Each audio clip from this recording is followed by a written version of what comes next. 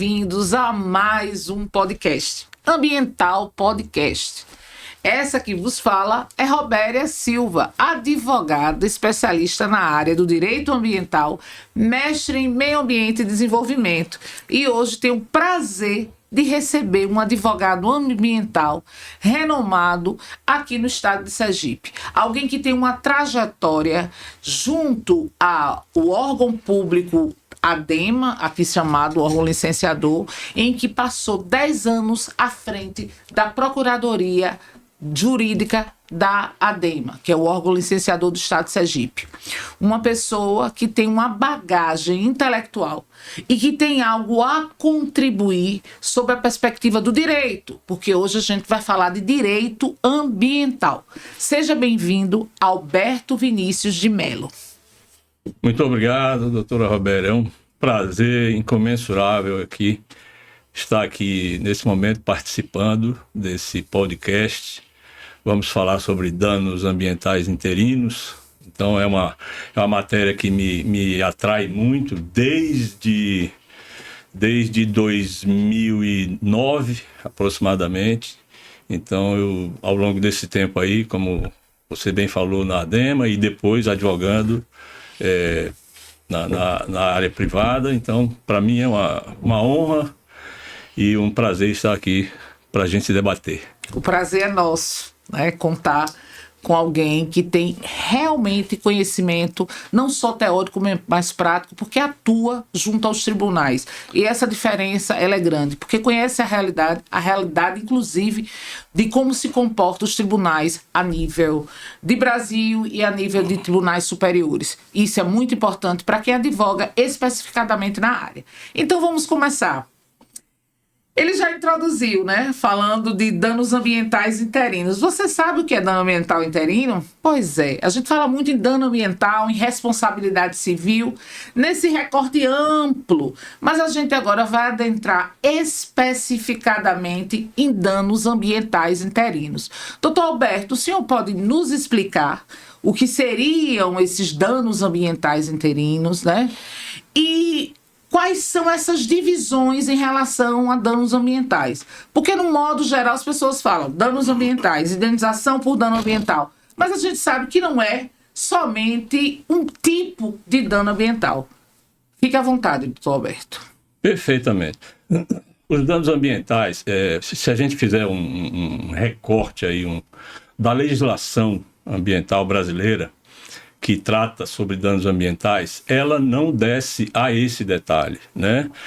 Se pegarmos desde lá da Lei 6938 de 81, que instituiu a Política Nacional de Meio Ambiente, fala-se em danos ambientais, mas não classifica, e nem outras legislações que vieram posteriormente. Fala-se em danos ambientais e na minha maneira de ver, suficiente que se fale apenas de danos ambientais, porque seria o gênero, vamos dizer assim, e ali, dentro desse gênero de danos ambientais, estariam os danos ambientais interinos, né, dos quais falaremos aqui. Além dos danos ambientais interinos, tem os danos ambientais permanentes e tem aqueles também chamados continuados. Os danos ambientais interinos são aqueles que pressupõem um período, uma temporalidade, um interregno entre a causa do dano, a ocorrência do evento danoso e a recuperação. Eu sempre costumo utilizar o desmatamento como o exemplo mais emblemático e mais fácil de entender o que é o dano ambiental interino. Imagine-se que uma área, seja lá qual for, ela é desmatada, uma área de vegetação nativa, ela é desmatada em um determinado momento ali e passa-se um tempo, 10, 15, 20 anos, para aquela área ser recuperada. Seja essa recuperação natural ou não, ou induzida ou assistida, pressupondo-se que vai haver essa recuperação, então esse tempo decorrido entre o dano causado e a recuperação é o que a gente chama de dano interino. fazendo uma associação com o direito civil, o lucro cessante que existe no direito civil tanto é que há autores que chamam o dano ambiental interino de dano cessante, do dano ambiental cessante, né? Fazendo uma analogia aí com o lucro cessante do direito civil. Então, o dano interino é esse, é o dano temporário, que pressupõe uma recuperação daquela área. Esse tempo aí em que a sociedade civil privada daqueles serviços ecossistêmicos, diversos serviços ecossistêmicos que eram prestados pela vegetação e foram bruscamente interrompidos. Então, essa perda dos serviços ao longo do tempo aí, isso é passível de valoração e isso é que caracteriza o dano ambiental interino. Um outro tipo de dano é o dano continuado. O dano ambiental continuado. Esse disse continuado porque não cessa. A diferença dele para o dano interino é que a causa do dano continuado ela não cessa, ela continua. Então, um exemplo claro seria de poluição, de despejo de algum tipo de poluente no manancial. Enquanto não cessa aquela causa, né, o dano continua. Então, esse seria um dano continuado. E, por fim, um dano permanente é aquele que, como a própria palavra diz, ele é para sempre. Ele não tem uma recuperação. Um exemplo clássico seria a extinção de uma espécie, por exemplo, animal, né? Não volta mais. Então, esse é um dano permanente. Então, essas são as diferenças básicas entre os tipos de danos. Importantíssima essa comparação em relação ao lucro cessante, né?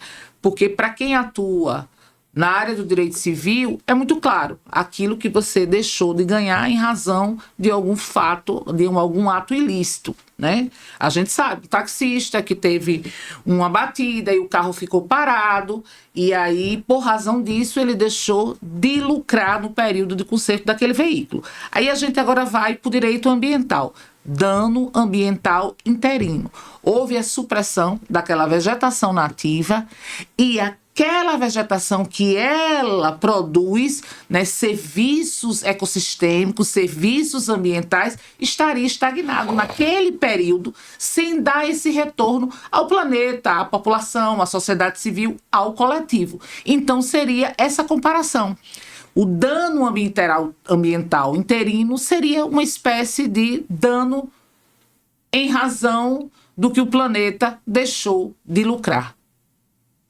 Não é isso, doutor Alberto? É perfeitamente isso. É essa a interpretação correta. Perfeito. Agora, vamos perguntar a vocês, já que a gente está falando da responsabilidade civil em relação ao dano ambiental terreno, a gente precisa entender como é que está se comportando as decisões dos tribunais, né, a jurisprudência, se houve um aumento de ações indenizatórias em relação ao dano ambiental interino. Como é que se encontra, doutor Alberto? Perfeito. Eu vou focar aqui no STJ, Superior Tribunal de Justiça, porque é a instância superior que analisa a legislação federal, né, que é aquela que basicamente rege aí a questão de danos ambientais, e o STF tem uma atuação bem mais restrita em relação à análise dessas questões, não menos importante, obviamente, porque o STJ tem mais volume de análises, de processos que versam sobre danos ambientais, dentre eles o interino. A jurisprudência ela vem se consolidando ao longo do tempo, né, em relação especificamente a danos ambientais interinos. No âmbito do STJ ela vem se consolidando. Não é à toa que nós já temos muita jurisprudência a respeito, né, da responsabilidade civil que afeta a questão dos danos ambientais interinos. Então, temos sim já uma jurisprudência aí farta a respeito de danos ambientais interinos. Isso já foi compreendido pelo Superior Tribunal de Justiça. Há por trás disso também, desse entendimento, farta doutrina, né, que se debruça sobre o estudo do dano ambiental interino, né. Citaria rapidamente aqui um autor que eu gosto muito, que tem uma obra muito, muito interessante especificamente sobre dano ambiental e as repercussões dele no âmbito civil, né, a responsabilidade civil, que é o José Rubens Morato Leite e o Patrick Araújo Ayala. Eles têm uma obra muito interessante. Então, assim, há tanto doutrina quanto jurisprudência no âmbito do STJ farta a respeito do reconhecimento do dano ambiental interino e da necessidade da sua reparação civil. Agora, os danos ambientais, né, eles são passíveis, obviamente, de mitigação, de compensação. Mas como funciona essa mitigação e essa compensação a nível de licenciamento ambiental? O licenciamento ambiental, ele é suficiente para tratar das questões relacionadas aos danos ambientais?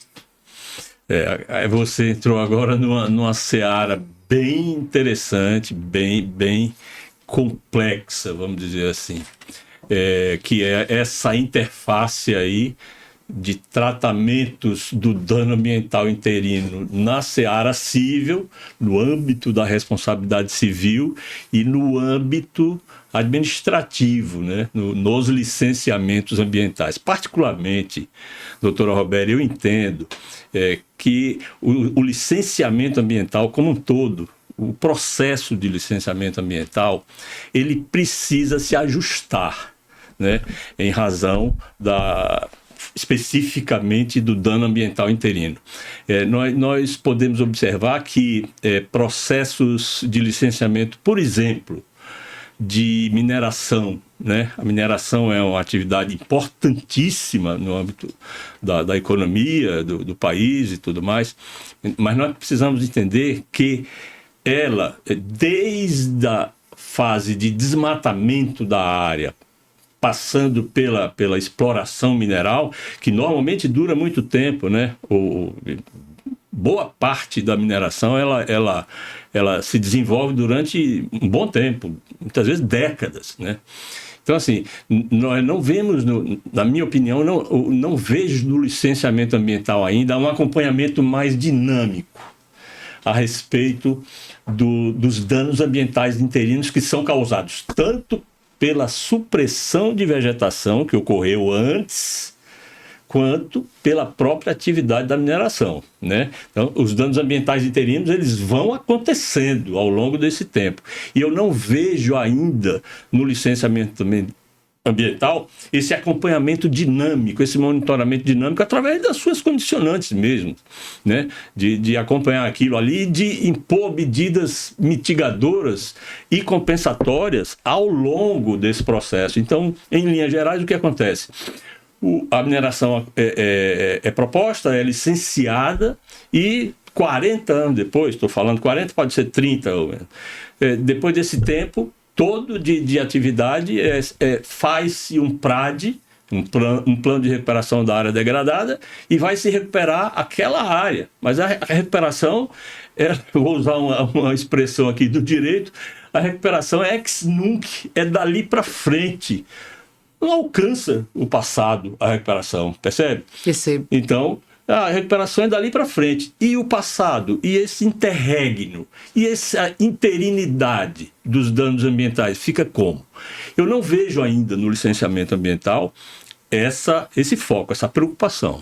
Há uma crença, né, dentro da perspectiva que você está falando, de que o licenciamento ambiental, você tem uma licença, você estaria isento de qualquer responsabilidade. E não é bem assim, né? Inclusive porque a responsabilidade por dano ambiental, ela não cabe nem excludente, né, de ilicitude como a força maior e caso fortuito. Daí você tira. Então, considerando essa perspectiva e essa perspectiva desse olhar para o serviço ecossistêmico, talvez essa seja a falha do licenciamento ambiental, né? Esse olhar para aquilo que o ambiente deixou de produzir para o planeta. Vou falar para o planeta porque é para o planeta, de fato, é um direito difuso. E há uma interpretação simplória, eu vou chamar de simplória. Porque, veja só, eu acho que a gente falou de mineração, mas tem uma coisa que é interessante com relação aos antigos lixões, né? Eu tô falando, não estou falando de aterro, estou falando de lixões, literalmente, em que a gente sabe que o nível de contaminação ele é absurdo. E a gente sabe que se encerram esses lixões e somente se pede o famoso plano de recuperação de área degradada. E esses lixões, eles têm um passivo ambiental que não é abarcado, que não é abrangido pelo plano de recuperação de área degradada. O senhor concorda, doutor Alberto? Plenamente, concordo totalmente. Você falou a palavra aí passivo, a expressão passivo diz tudo, na minha maneira de ver. Porque, como você bem colocou, a própria nomenclatura do estudo que é feito, o PRAD, ele fala, é plano de recuperação. Recuperar implica, como eu falei anteriormente, recuperar dali para frente, não se recupera nada. O PRAD ele não retroage no tempo para compensar as perdas que ocorreram ao longo daquele interregno, né? Ele é recuperação. E no âmbito da responsabilidade civil que nós temos no Brasil, não basta recuperar. Muita gente se engana com isso, e se diz que deve-se primeiramente recuperar, e se for possível recuperar, termina ali a responsabilidade daquele que degradou. Não é assim, né? Além disso, a reparação civil, ela pressupõe recuperação e indenização / compensação, chame como quiser. Você recupera e você indeniza pelas perdas que ocorreram naquele interregno. Então, e além disso, na questão do licenciamento, como você tinha colocado, não basta o licenciamento, isso já está também bem compreendido e bem decidido pelo STJ. O licenciamento não é um cheque em branco dado ao empreendedor, né? A partir do momento em que obtém uma licença de operação, por exemplo, ele está isento, está imune a qualquer sindicância a respeito daquela atividade dele. Não é assim. O STJ já decidiu largamente sobre isso. E é até um par e passo aí, novamente com o direito civil, que lá no artigo 927 trata de reparação civil, de danos, por danos quaisquer, não ambientais, mas danos cíveis de caráter civil. E no parágrafo 1º diz que os atos lícitos também geram dever de indenizar. Com certeza. Então, mesmo licenciada uma determinada atividade, uma vez comprovados os danos ambientais interinos, dos quais estamos aqui tratando, uma vez comprovados esses danos, valorados, estimados esses danos ambientais, independentemente de estar a atividade licenciada que causou aqueles danos, haverá a responsabilidade civil. Então, doutor Alberto, praticamente a gente está dizendo, e isso aí eu estou falando a grosso modo, obviamente, que um empreendimento, um empreendedor que seja demandado judicialmente em razão do dano ambiental interino, o fato dele estar licenciado não é o suficiente para sua defesa em termos de mérito, né? Ele pode até ter uma outra defesa em razão processual, né? Em razão do rito. Então, existiria, e aí eu estou sendo um pouquinho advogada do diabo, qual seria basicamente essa defesa? Ou, na realidade, o ideal seria a composição, já que é um fato existente, né? E a gente vê um novo cenário em relação, né, um cenário jurídico, em razão da própria manifestação do planeta em relação ao próprio aquecimento global, né, as urgências climáticas. Então, assim, a gente vê uma rigidez em relação à decisão. Mas, assim, vamos imaginar que o senhor eu seja advogada dessa empresa X. E aí o senhor será o advogado, né, do Estado, de uma ONG, e o senhor me demanda judicialmente, e eu vou lá, obviamente, mostrar todo o licenciamento ambiental como defesa para me isentar da responsabilidade em razão do dano interino. Isso, pelo que o senhor já disse, não seria possível. Mas será que tinha alguma saída ou a gente vai deixar... Ele é advogado.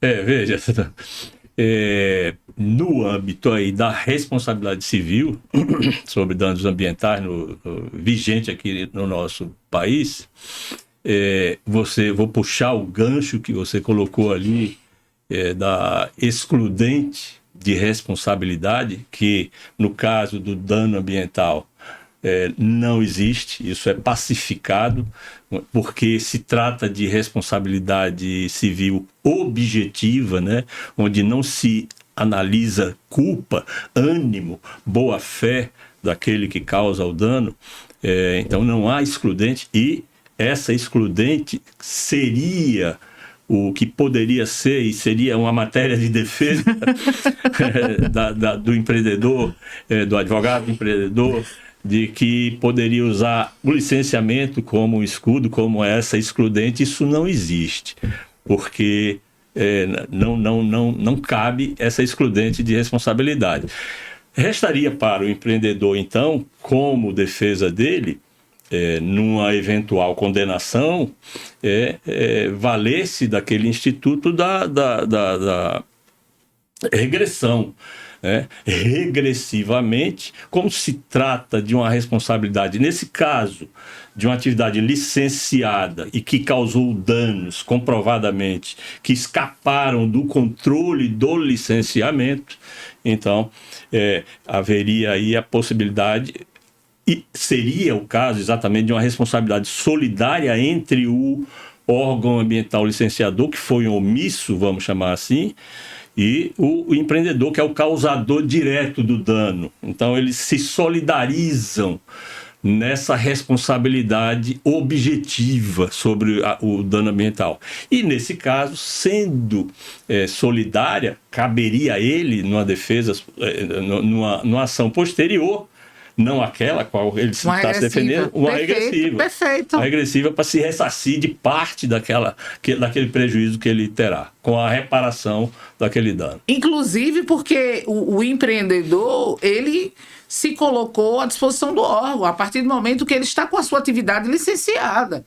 Houve omissão por parte do órgão e, obviamente, ele deve ser responsabilizado, né? Porque se o órgão estivesse colocado em suas condicionantes tais e tais atividades, né, tais e tais medidas, talvez ele não tivesse que agora responder pelo dano ambiental interino.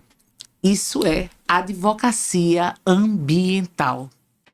E falando em advocacia ambiental, em breve a gente vai estar lançando Ambiental, Teoria e Prática, para você, advogado, aprender mais sobre essa aula magna trazida aqui para o doutor Alberto. Quais são as considerações, doutor Alberto, com relação a esse final de podcast? Estamos muito felizes, né? Falar de advocacia ambiental é um tesão.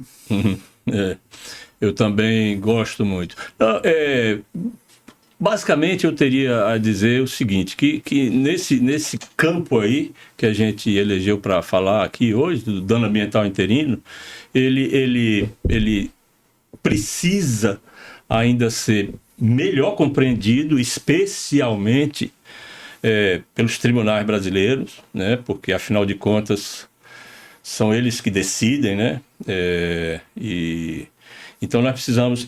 Mas, mesmo assim, eu estou dizendo isso, mas eu sou forçado a reconhecer também que há um esforço muito grande do judiciário brasileiro, e eu falo aí das instâncias superiores mesmo, especialmente do Conselho Nacional de Justiça e do Conselho da Justiça Federal.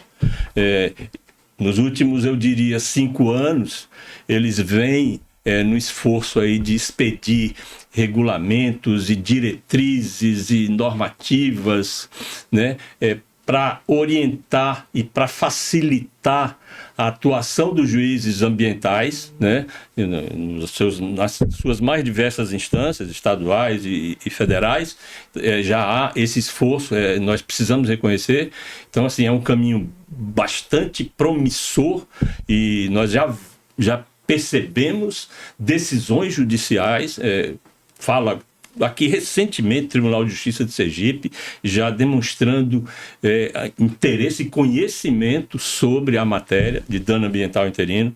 Então, assim, eu vejo uma perspectiva muito boa da compreensão, associando, obviamente, tudo isso ao problema que a gente tem, que vem se agravando. Você fala muito, entende muito de mudanças climáticas e tudo. Então, assim, diante dessa perspectiva, dessa demanda, que eu tenho visto assim, o judiciário brasileiro caminhar num bom sentido, né, na questão da avaliação, da análise, de processos que versam sobre danos ambientais. E nós, advogados ambientais, estamos aqui para isso. Verdade. Né? Para colocar a mão na massa e trabalhar com ética, com denodo, né? com todo interesse, com profissionalismo nas questões ambientais. É basicamente isso. Eu agradeço a participação do Dr. Alberto Vinícius, advogado ambiental, e agradeço a vocês que estão nos assistindo. Esse é um podcast, estaremos novamente daqui a 15 dias para dividir com vocês esse espaço de conhecimento.